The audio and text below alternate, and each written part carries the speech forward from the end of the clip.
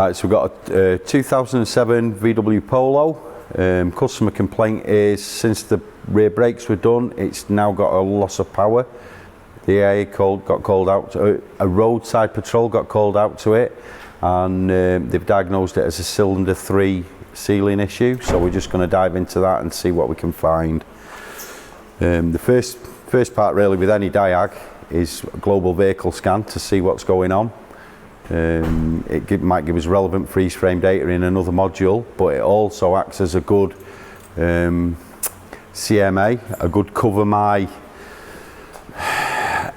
rear end. Good, yeah. So for example, if there are faults in the airbag, when were those faults logged? Is it anything to do with the work that we've done, stuff like that? So you know, so we see. So we're about 60% now through the global scan. We're using the Top Donati pad, courtesy of diagnosticconnections.co.uk. Cracking tool this. Believe it or not, that's had so many tumbles off the roofs of cars and that, and it still works. I've had it about 18 months and I've not even charged it 18 times. It's a fantastic bit of kit. So we're coming through now, we're on the last legs of it now. Right, okay, so looking at the fault codes here, we've got a P0303, cylinder 3 misfire detected. We've got a P0341, cam position sensor circuit range performance. And we've also got a P1361, cylinder 3 open circuit. So the big question is now, have we got an issue with cam crank correlation? You know, these engines, they're prone for it. Or has somebody been unplugging things? You know, has the roadside guy been unplugging things to see, you know, to see what's going on?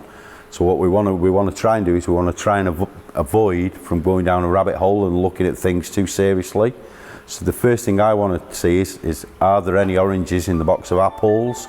I want to see if we've actually got it down. So what we're going to do now, we're going to do a relative compression test. Right, so we've got the new Pico 4425A scope with the BNC Plus adapters.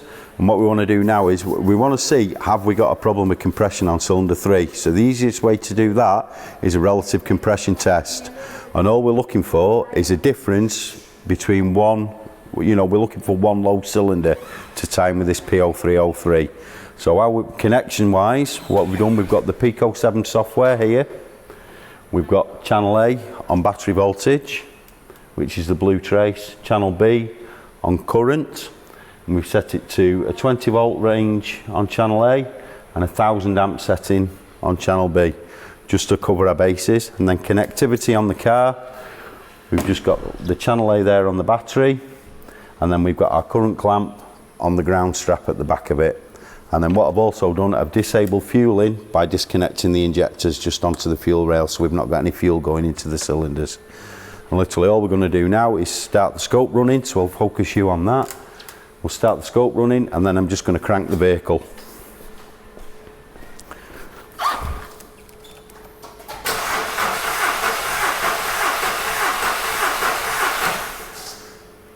Need I say more?